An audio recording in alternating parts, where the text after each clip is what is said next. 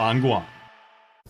KUAM News, winner of the 2022 Regional Edward R. Murrow Award for Excellence in Diversity, Equity, and Inclusion for the Culture Club. KUAM News headlines are presented by Calvo's Insurance, a legacy of trust. Serving Micronesia since 1938, Matson celebrating 25 years of commitment to Guam, Micronesia, and the CNMI. Cars Plus, Guam's leader in sustainability and electric vehicles. Learn more at carsplusguam.com. McDonald's of Guam, I'm loving it, and King's Restaurant, serving your local breakfast, lunch, and dinner favorites for over 45 years. Ahead on KUAM News Primetime, a second defendant accused in the killing of an American prosecutor in Yap is found guilty. Coverage from the hearing today in Yap State Court. The count is underway to see just how many people around the island are without an actual building to call home. Have the number of homeless here gone up?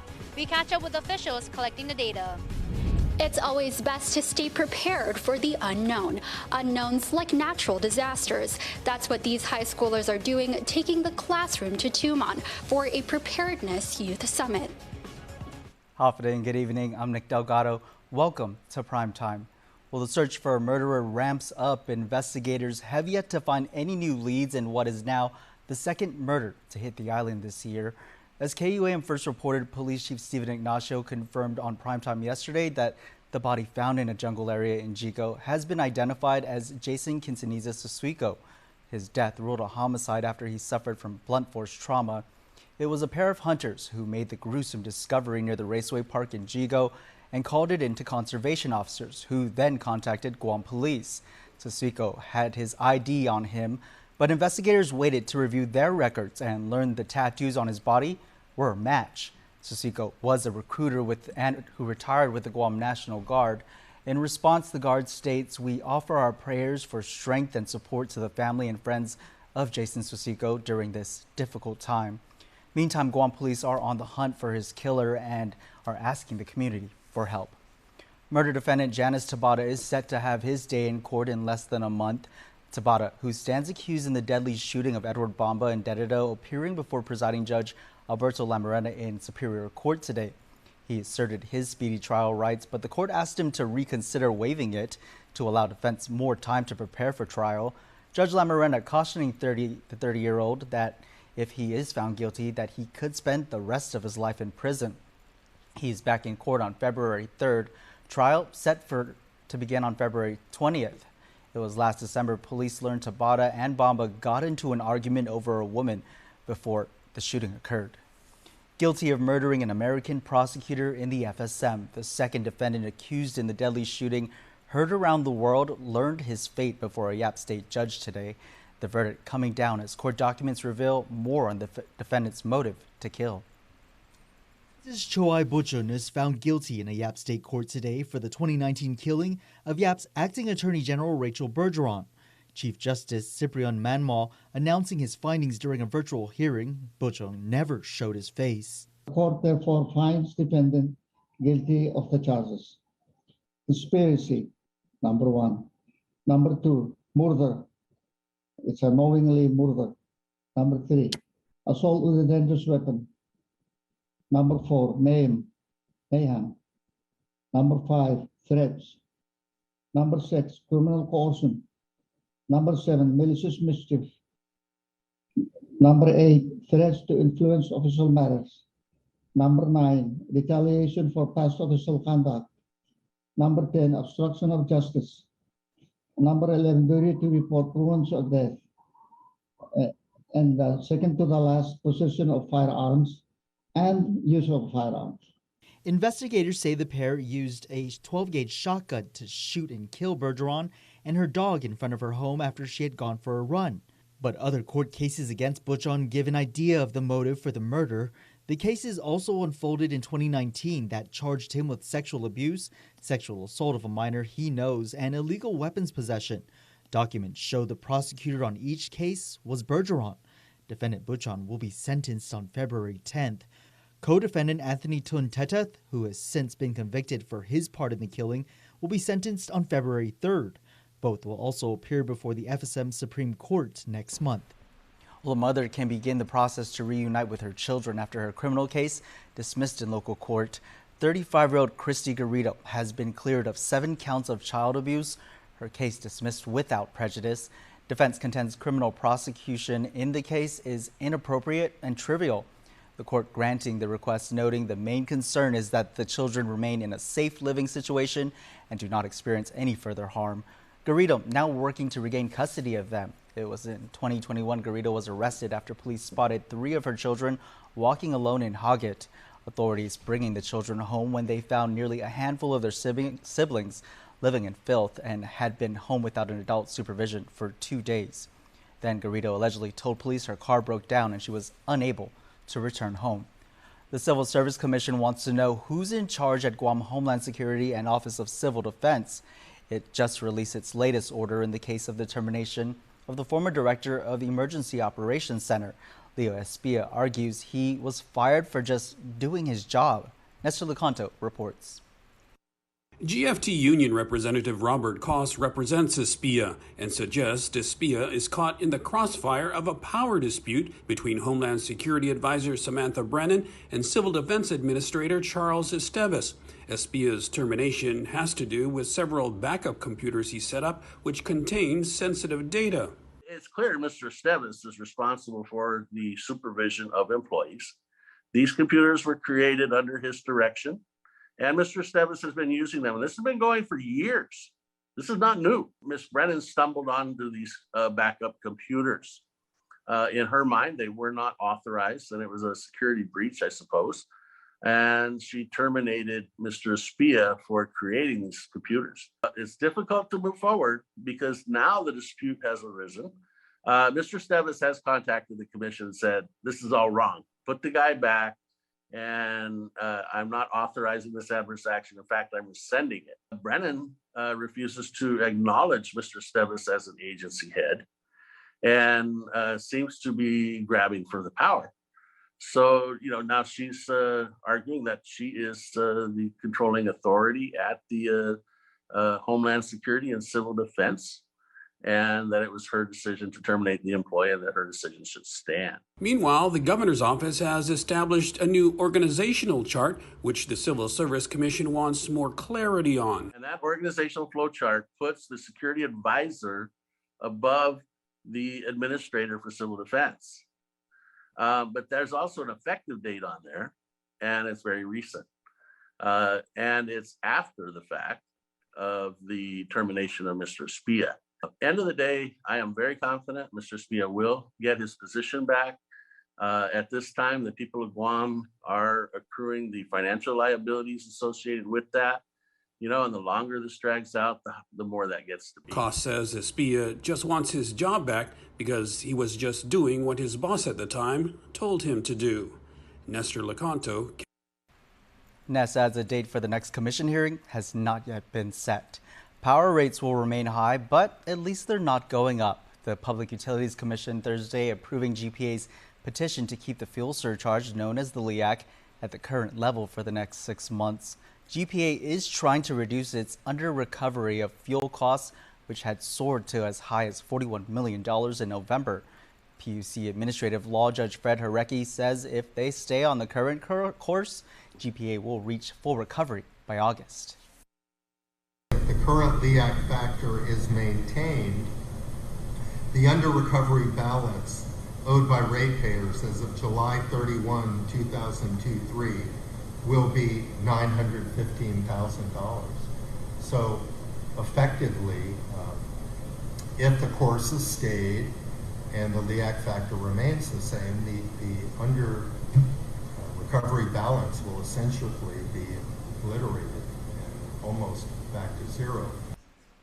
The fuel costs under recovery ballooned last year as GPA tried to hold down rates during the pandemic recovery. It began seeking upward adjustment of the LEAC last fall to recoup the money it essentially deferred to ratepayers. The lowering of the global fuel prices also helped. The nationwide count of sheltered and non-sheltered people experiencing homelessness is back. Mitsuki Hirayama catches up with the Guam Homeless Coalition and volunteers taking to the streets today for their annual point-in-time count. 1,087. That's how many people on Guam were without a place to call home or living in substandard conditions in 2022. The count from the Guam Homeless Coalition's annual point-in-time count homeless survey last January. We catch up with Guam Homeless Coalition Chair Samantha Taitano, who's back out in the streets with her team to see if that number went up. Today, we have over 200, almost 300 volunteers that are out conducting surveys all throughout the island. They started as early as 4 a.m. and we're still out here at 1:40, and we'll be out here for a little while longer, just kind of doing the surveys in areas that are known to have homeless individuals or substandard housing. She says the definition of homelessness changed to include those living in makeshift structures not meant for human habitation. This team of volunteers targeting those areas in the village of Jigo, going street to street. One of those volunteers is Micronesian Resource Center Project Director Joel Setik. I know a lot of people that are either transitioning into homelessness because of the COVID-19, and the best thing to do is to provide the services to prevent them from falling into that area of being homeless. He's been volunteering with the Guam Homeless Coalition since 2019. After witnessing many people losing their jobs during the pandemic, he's all the more determined to provide all the help he can. It's a responsibility for the service providers to tackle that barrier, and by providing services or doing this kind of a pit count, or to go out and look for those that need the help, and then after this pit count, I'm going to do referrals and hopefully to get the needs and services to those families. Taitano adds that this year's point-in-time count will help the Homeless Coalition understand the impacts of the pandemic on the island's homelessness and assist in providing federal funding to help those in need. Matsuki Hirayama, KUAM News. Thanks, Mitsuki. Well, we'll have more news coming up. Keep it here. You're watching KUAM. Get up-to-the-minute news, plus access to alerts, streaming radio, promotions, and more on your mobile device by downloading the KUAM News mobile app, available at the App Store now.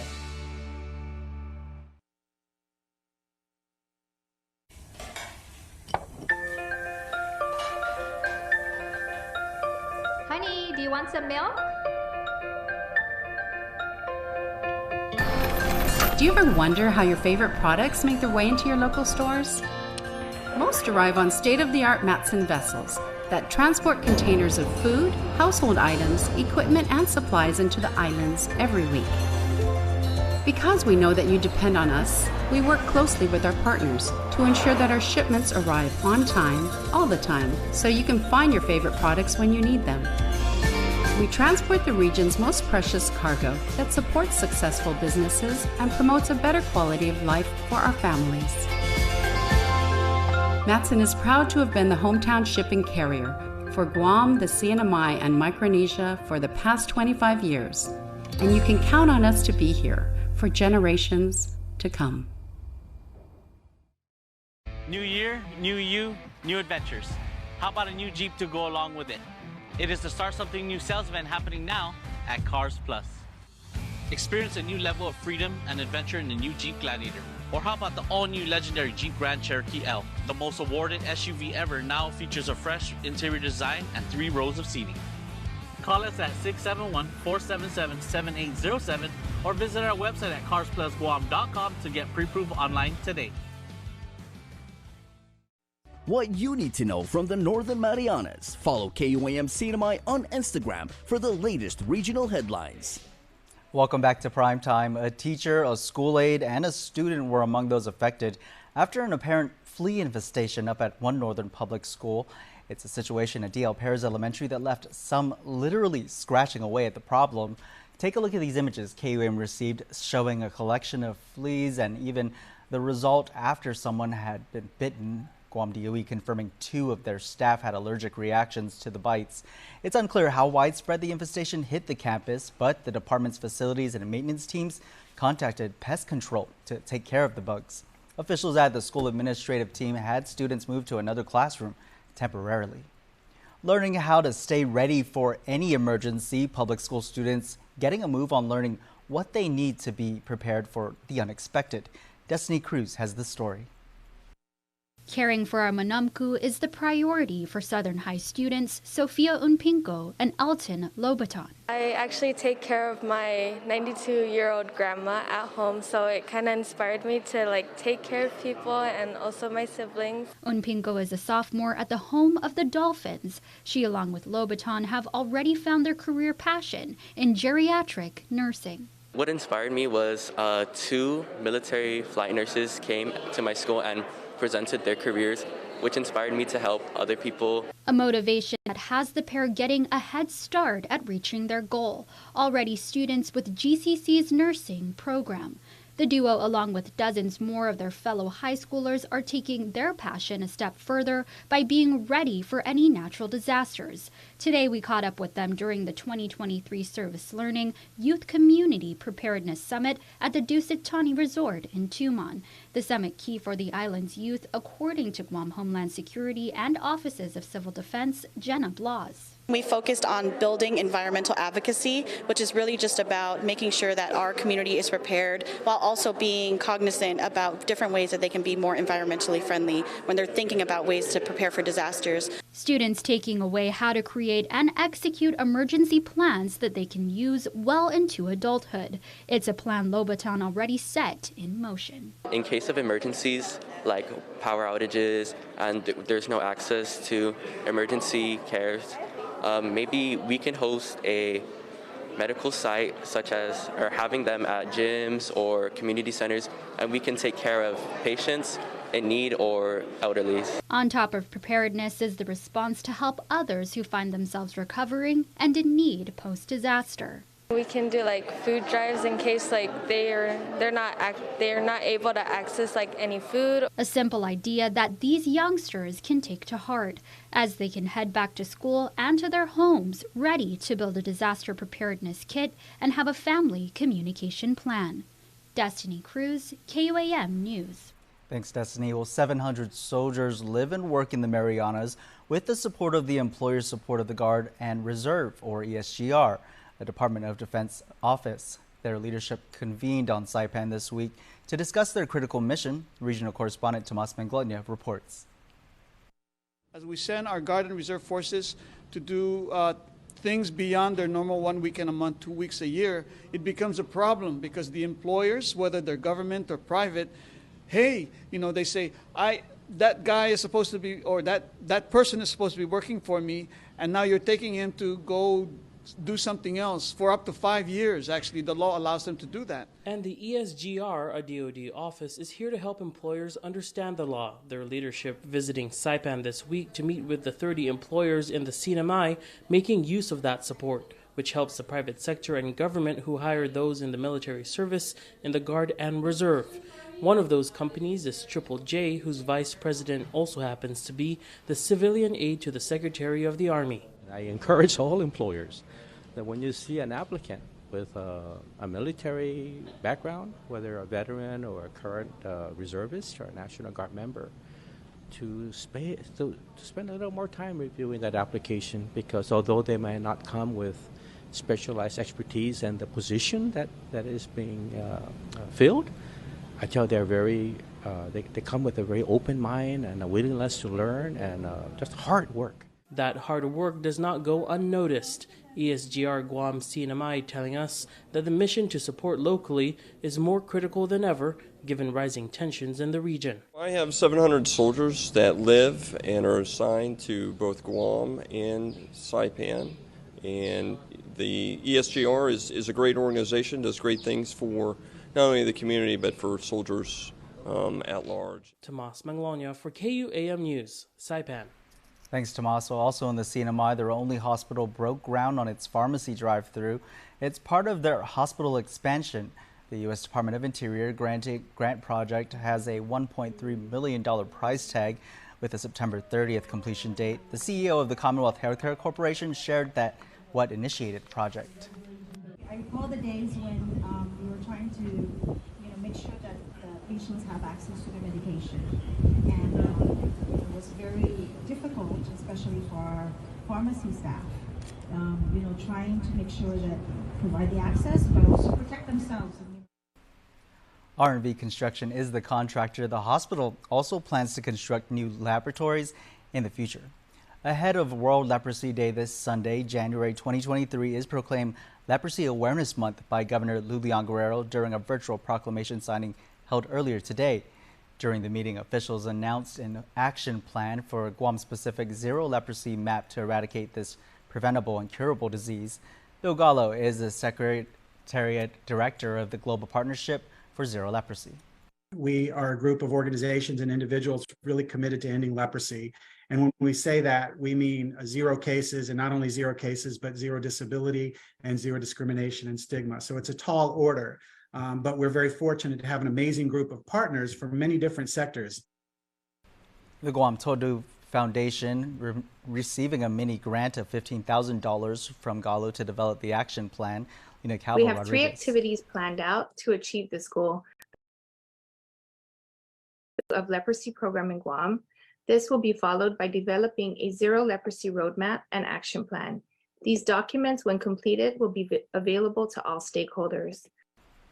Guam Todu Foundation will be working with Public Health's TV leprosy program in the coming weeks.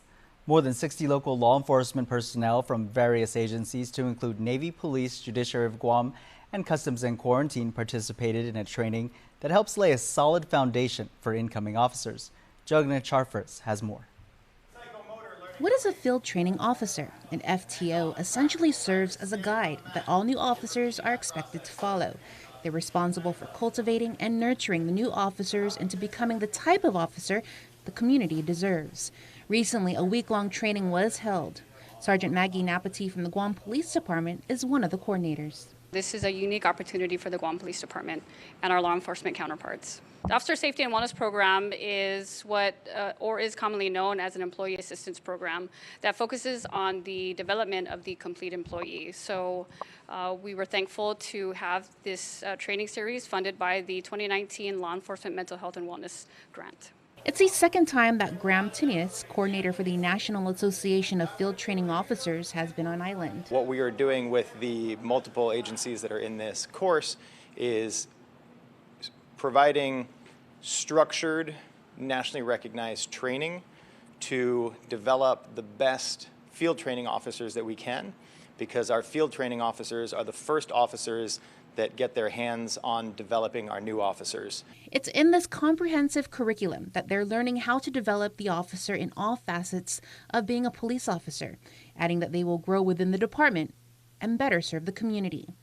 And when it comes to policing across the country, Tinius says it's basically the same. We're responding to the same calls, we're facing the same challenges: recruiting, retention, development, mentoring and coaching. These are issues that every police department in the United States is facing. Paul Hasselberger, who is president of NAFTO, explains that this training aims to address these very issues that GPD and the other law enforcement agencies are experiencing. The understanding is treating our officers and ensuring our employees are treated properly and have the support and resiliency and wellness resources makes them better employees, which in turn translates to better services to the people that we serve, and it trickles down so that way our communities are getting the best from our officers. The training series wrapped up Friday with the manager's workshop. It's been a fantastic class. We've had over 60 officers from, I believe, 8 or 9 different agencies in the course. Everyone is really involved. There's a lot of great discussion. I think people are excited to be here, and they're going to be excited to return back to work next week to put some of the things that they have learned into practice. Upon completion, the officers receive certification. Jonagan Charfris, KUAM News. Thanks, Joan. Now for a look at your world at home. Here's a view you can only get living in a place like this, paradise. Your weekend predictions show cloudy skies and a 20 to 30% chance of rain. Won't you come stay with me for a while?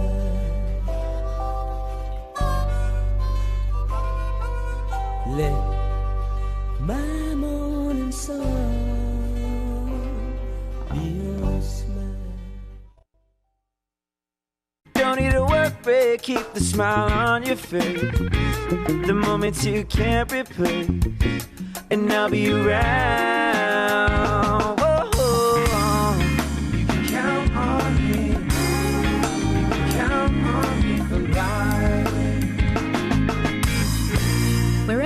overtakes you, we're always here for you.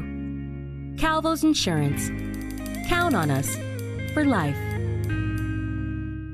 KUAM Sports is brought to you by Docomo Pacific. Better together.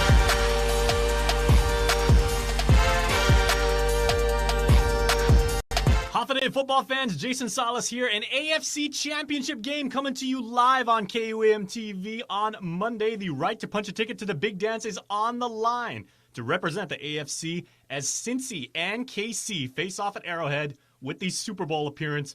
All the marbles, it is here. We've been in these spots. We have the experience. We know what team we're playing.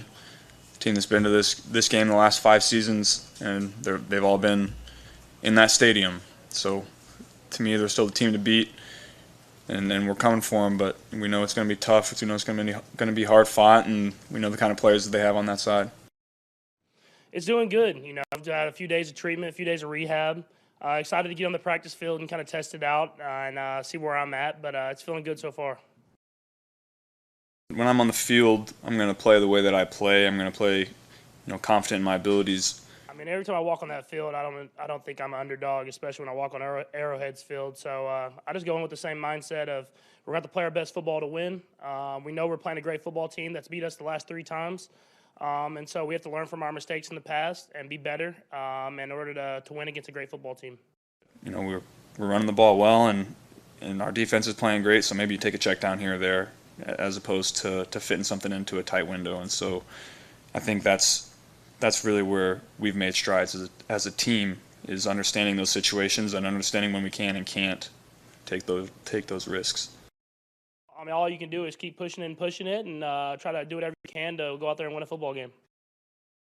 So again, watch the AFC Championship live on KUAM TV or streaming on Paramount Plus. Have a good breakfast, check in with the boss, and then watch the game with us. That's 9:30 a.m. Monday morning, KUAM. KUAM Sports is brought to you by Docomo Pacific. Better together.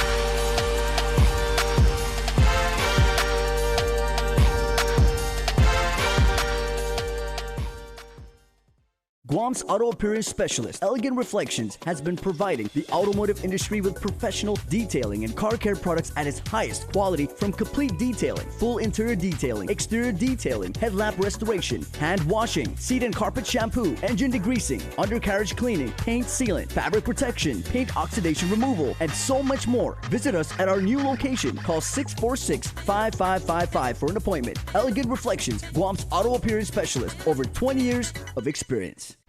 Finally tonight, your Cold Stone Creamery Birthday Club shout-out submitted on KUAM.com. It's also time to announce the winner of a yummy Cold Stone cake.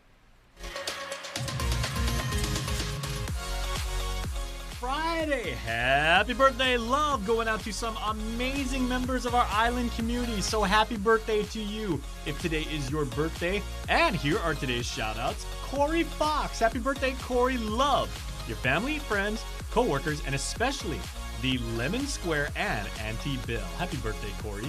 Happy birthday to Vandrick Mendiola. Van, you get love from your family, friends, co-workers, also especially the Lemon Square and Auntie Bill. That double shout out today.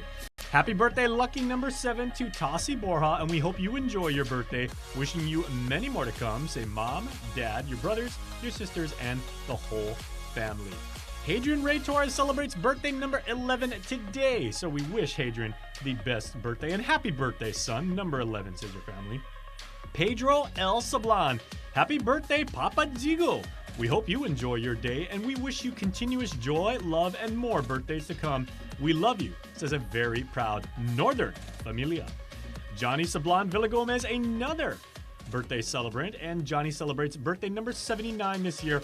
We love you 3,000 from the entire Karisu clan. Enjoy your special day of celebration and blessings with many, many more to come. Happy birthday, Uncle Johnny. We hope you have a great day. And a belated birthday shout out going out tonight to Damian J. Anthony Garcia.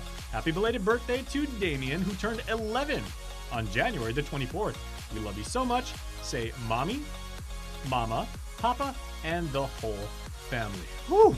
Man, we got one more thing to do. It's Friday, so we're giving away a birthday cake and a Tassi Borja. Don't go too far, because we are going to reach out to you. We'll be messaging you, DMing, calling your family to let you know how you can pick up your prize. So Tassi turns 7 today, and Tassi's also getting a Cold Stone Creamery ice cream cake. So wonderful birthday wishes to Tassi and all of our birthday celebrants today. And that's your primetime show. Thank you so much for watching. Our Spark leaders here at KUAM joining us to wish you all a happy and safe weekend. Good night.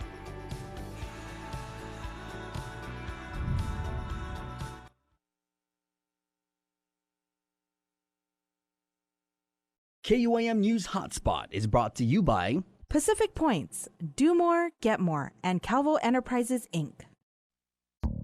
The Menu, brought to you by King's Restaurant, always open, always local, and Ruby Tuesday Guam, home of the Fresh Garden Bar.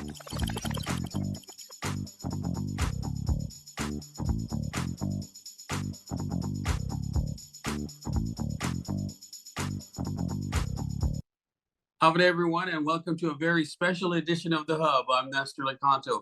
This week, we're going on a grand tour of the Kansai region of Japan, hosted by United Airlines. We're going to be visiting 3 of the most culturally and historically significant cities in all of Japan: Osaka, Kyoto, and Nara. It's going to be great. Let's get started.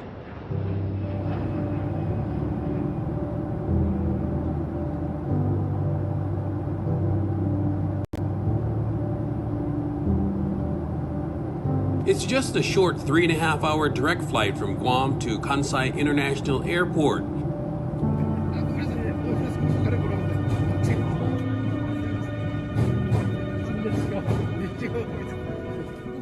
It's the gateway to the 3 major Japanese prefectures we'll be visiting as part of a United Airlines familiarization tour. The airline has not hosted a FAM tour from Guam since the pandemic, and for this first one in almost 3 years, it chose well.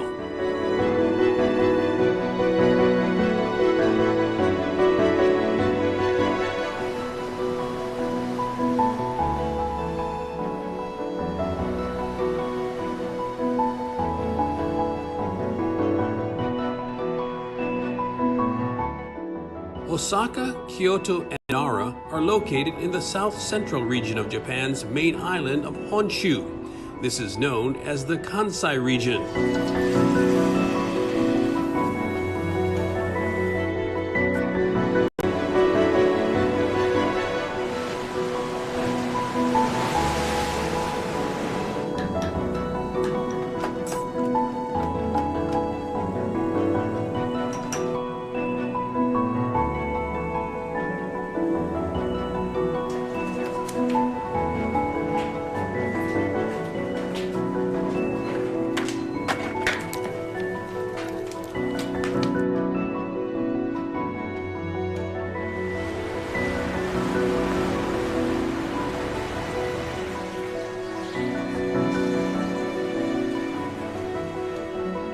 Often referred to as the cradle of Japanese civilization. That's because the country's first capital city was established in Nara in the year 710. In Japan, the capital is wherever the emperor lives, and he remained in Nara for just 70 years before moving on to what is modern-day Kyoto.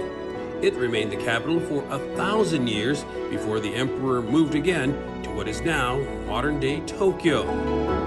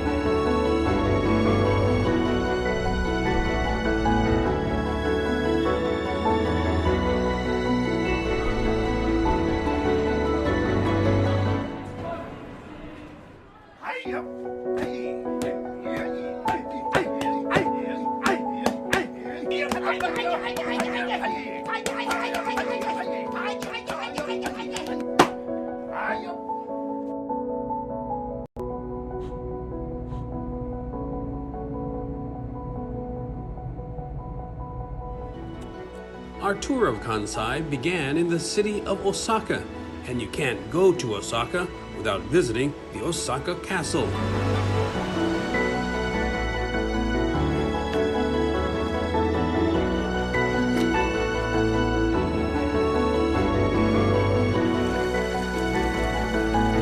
The tour here at the Osaka Castle will throw you back into Japanese medieval times. The structure itself is absolutely awe-inspiring.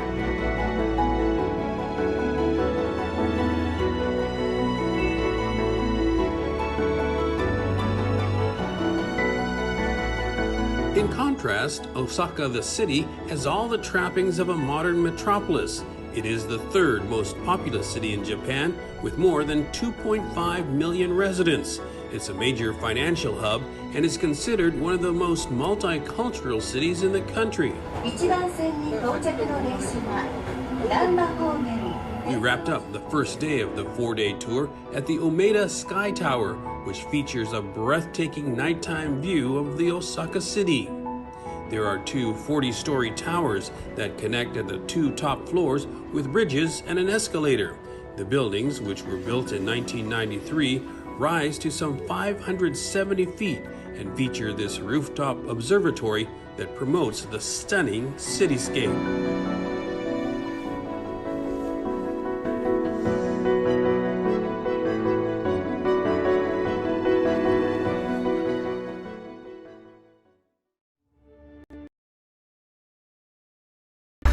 What's the move?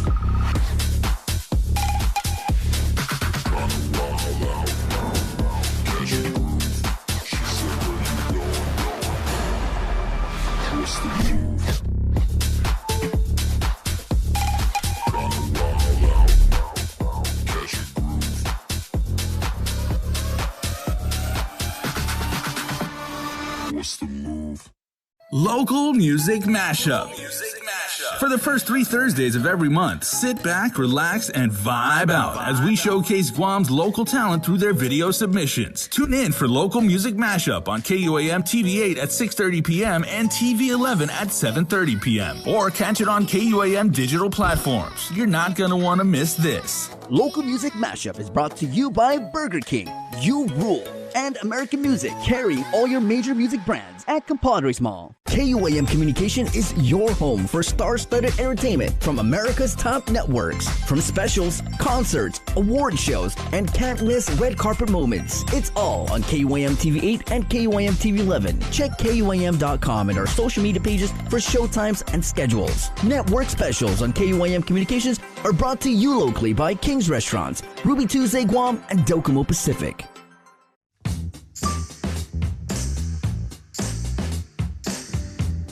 Hello everyone, we're here on day 2 of our trip to the Kansai area, sponsored by United Airlines. We're on our way to Koyasan, which was designated a UNESCO World Heritage Site. Here we go.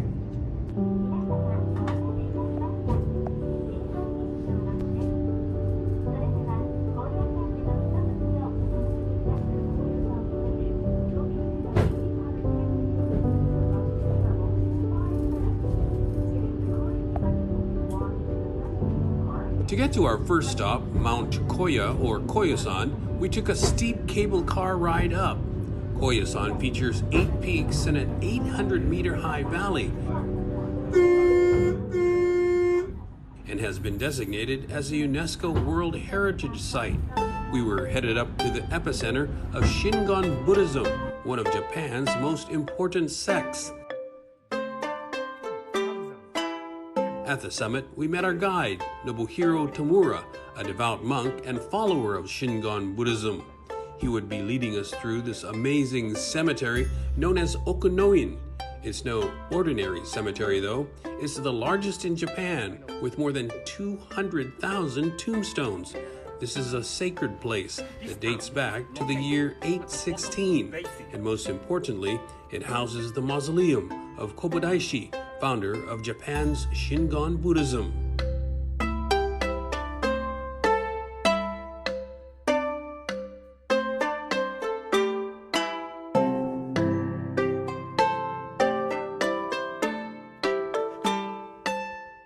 We believe that he he's not dead.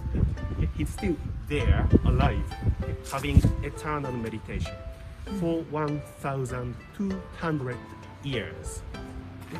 It's a famous legend among Japanese people.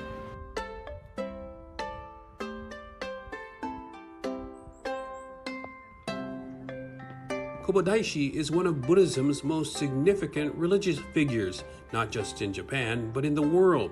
He's the founder of an esoteric form of Buddhism and consecrated this mountain retreat for holy purposes. A mausoleum is located on the site where followers like Tamura-san believe he remains inside, selflessly advocating for the salvation of all and meditating for world peace. The walk through the cemetery may be one of the highlights of this entire tour.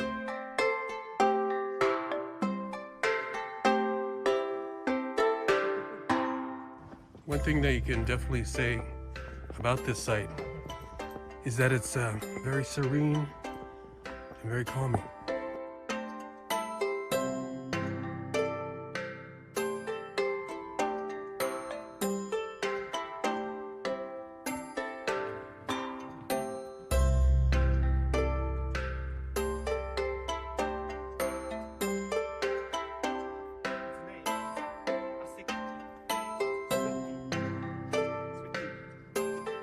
This square one symbolizes earth, ground. Round one symbolizes water, and fire, wind, and space. Earth, water, fire, wind, and space. And this tombstone itself symbolizes the universe. Okay? So these 5 things. Okay? And one more thing to be added, which is consciousness, so mind. Okay? So these 5 symbols and consciousness, okay, which is invisible. These 6 things create everything.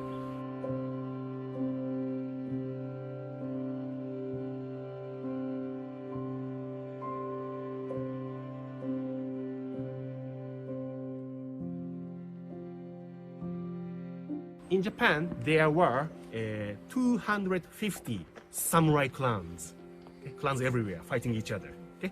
And then nearly half of them, they built tombs in this cemetery. Okay? So this is one samurai clan. But the highlight of this inspiring walk is a place we're not able to show you. Photos and videos are not allowed of sect founder Kobodaishi's mausoleum.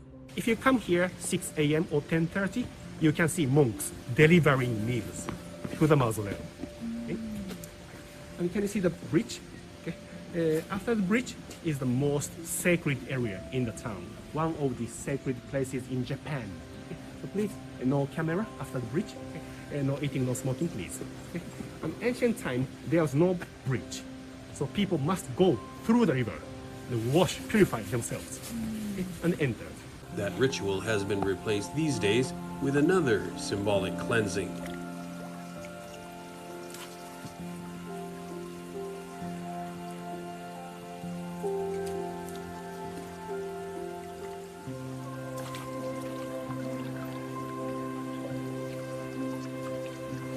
You could spend hours wandering around this expansive forest where the Japanese cedar trees rise 900 feet into the sky and the air seems to breathe so pure.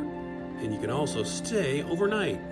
Do you know how many temples in this town? Now we have 117 temples. Wow. Okay?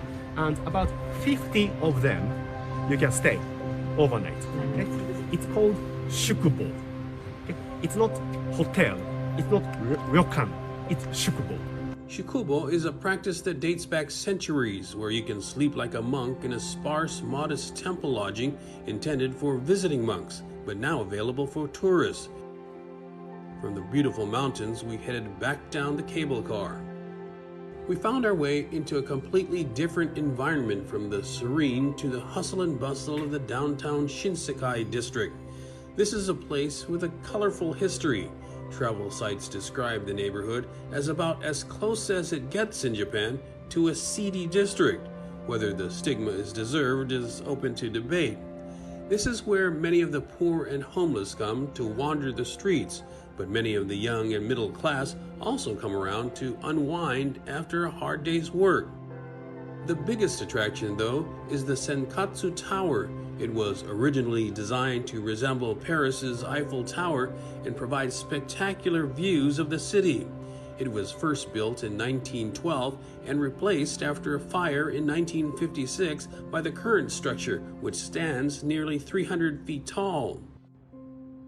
But the highlight for many of the tower visit is the observation deck with a glass floor where you can peer directly down at the streets below.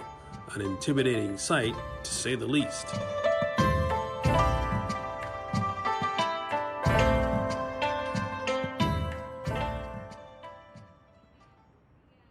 New year, new you, new adventures. How about a new Jeep to go along with it? It is the Start Something New sales event happening now at Cars Plus. Experience a new level of freedom and adventure in the new Jeep Gladiator. Or how about the all-new legendary Jeep Grand Cherokee L? The most awarded SUV ever now features a fresh interior design and 3 rows of seating. Call us at 671-477-7807 or visit our website at carsplusguam.com to get pre-approved online today. Do you love live sports? Then you need GTA Digital TV. GTA has the most sports SD and HD channels on Guam. ESPN, Fox, NFL Network and Red Zone, NBA TV in HD, and so much more. We got MMA and boxing fans covered too. Plus, with TV everywhere, never miss the big game or fight again. Get your sports on with GTA Digital TV. Properties in the Tropics is your weekly roundup of the hottest properties on Guam. Every Thursday, get a virtual walkthrough of homes, apartments, townhomes, and land available for lease, rent, or sale, with a breakdown of the most important info, including costs, features, and of course, location details. Watch it on KUAM News Hotspot at 11 a.m. on streaming and TV8, or catch the encore at 5 p.m. on TV11. You can also check out each installment on Instagram too. Properties in the Tropics is presented by Remax Diamond Realty. Catch KUAM News Hotspot, a multi-platform news program broadcasting and streaming at 11 a.m. on KUAM TV8 Tuesdays through Fridays, with rebroadcasting at 3:30 p.m., as well as live streaming globally on our Facebook Live and YouTube digital platforms. Jason Solis features a blend of local, national, and regional news, plus lifestyle and entertainment features and extended interviews with top newsmakers. KUAM News Hotspot is brought to you by Pacific Points, Do More, Get More, and Calvo Enterprises, Inc.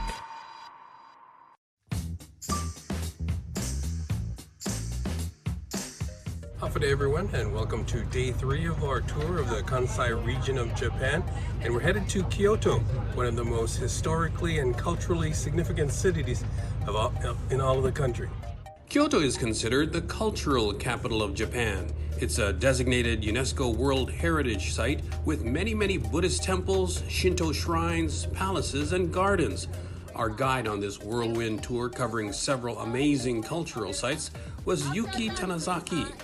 One of our first stops was the Grand Golden Pavilion.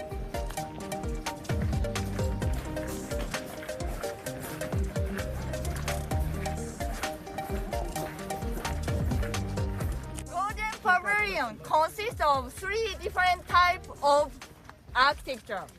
First floor is based on the nobility form of the 11th century, and second floor is based on the samurai warrior's house. So no window, protect the inside from arrows. And third floor is in Zen style. You can see the very unique arch window. That kind of window we can see in Zen temples. Original Kyoto Imperial Palace was located 2 kilometers away from here, but it was often damaged by fire. At those times, noble families' homes were used as a temporary residence of emperors. This Kyoto Imperial Palace was originally one of those temporary residences. And this Kyoto Imperial Palace also got damaged many times by fire. And current building was built in 1885. So not very old. The Golden Pavilion is a Zen Buddhist temple. Its top 2 floors are actually covered in pure gold leaf. It's built alongside a large pond where the reflections offer a stunning backdrop. Our next stop was the Kyoto Imperial Palace, the residence of Japan's imperial family until 1868, when the emperor and capital were moved from Kyoto to Tokyo. This Kyoto Imperial Palace was originally one of those temporary residences. And this Kyoto Imperial Palace also got damaged many times by fire.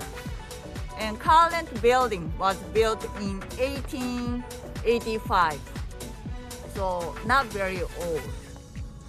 And Kyoto Imperial Palace was not only home of emperor, but also played very important role in political reform. Our tour continued at the Fushimi Inari Shrine, famous for its thousands of torii gates, which lead to trails into the vast wooded forest of the sacred Mount Inari, which rises about 760 feet above sea level. Fushimi Inari Shrine was founded in the early 8th century. In Japan, there are 30,000 branches of Inari Taisha. This is head shrine. The god of agriculture and business is enshrined. So people come here to pray for the success in business, promotion, and also longevity, and safety of the family, and more. And this vermilion color symbolizes well harvest. And inside of this shrine, you can find there are a lot of foxes. You can find the foxes. And fox is a messenger of the god. The trails up the mountain to many smaller shrines span more than 2.5 miles and take approximately 2 hours to walk up.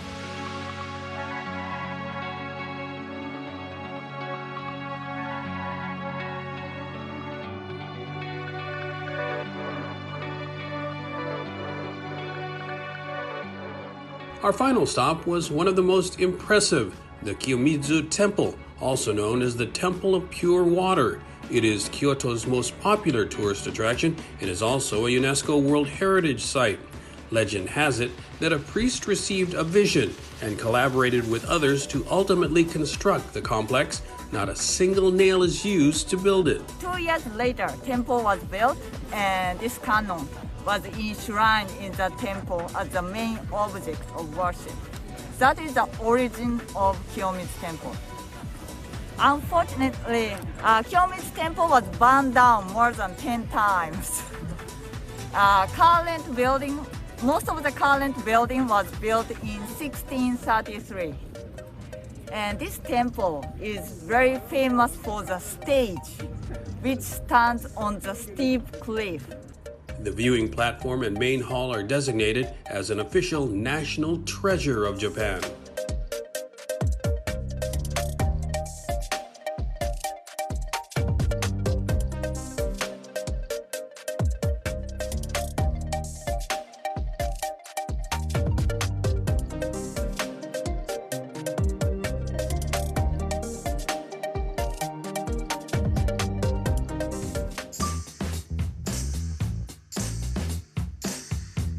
Make that amount work right now. Mom, what is it? Can I get new basketball shoes? We'll see. Can I please have $20 for my field trip?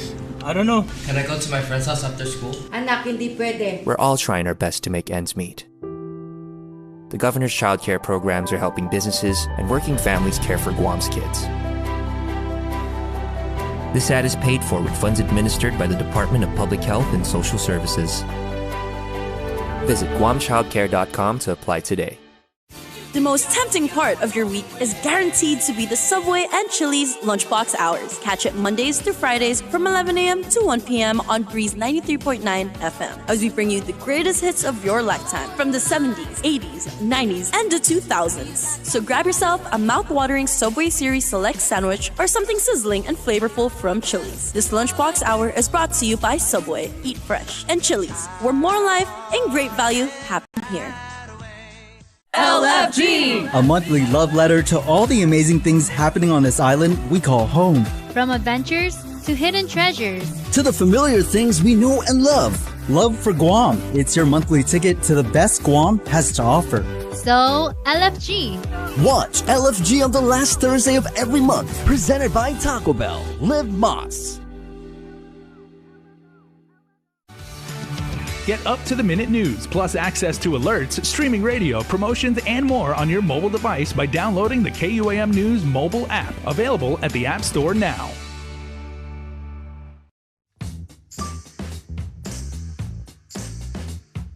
Half a day, everyone. It's day 4 of our trip to the Kansai region of Japan, and we're headed to Nara, where you can find one of the biggest Buddhas you'll ever see and some deer and other wildlife. Here we go. Nara was the capital of Japan from the years 710 to 794 as the seat of the emperor before the capital was moved to Kyoto. As Japan's first permanent capital, it is one of the country's most historically and culturally important locations. It too is a UNESCO World Heritage Site. But what might first impress visitors is the abundance of deer that roam freely throughout Nara's deer park. In Shinto mythology, deer are considered to be messengers of the gods, and Nara's deer have been designated a national treasure. There are deer everywhere.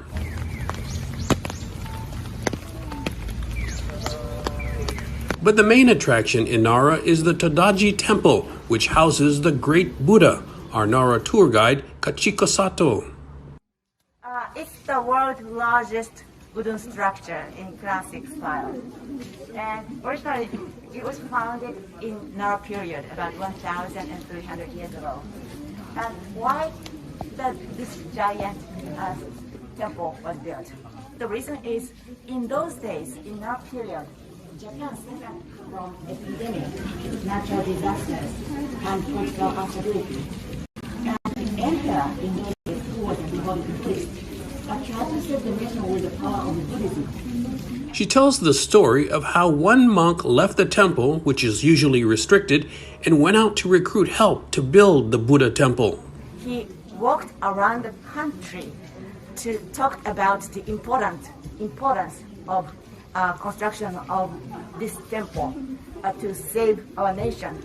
And many people who admired Gyoki donated money and materials, and of course the workforce.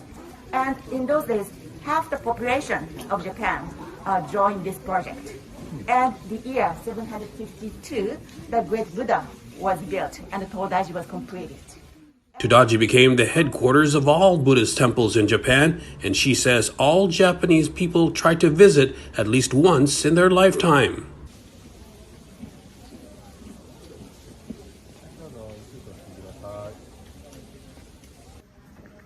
Our final stop is the Kasuga Shrine, a final step back into medieval Japan. It is surrounded by untouched forest of more than 620 acres near the summit of Mount Kasuga. Hunting and logging have been prohibited here since the year 841, and the surrounding flora, fauna, and wildlife have remained unchanged since the Nara period. There is a sacred place, sacred mountain. No one is allowed to enter this sacred mountain.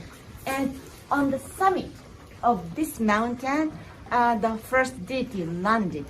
And if your mind is very clear and pure, and when you crouch down, and you can see the summit of the mountain, the priest said,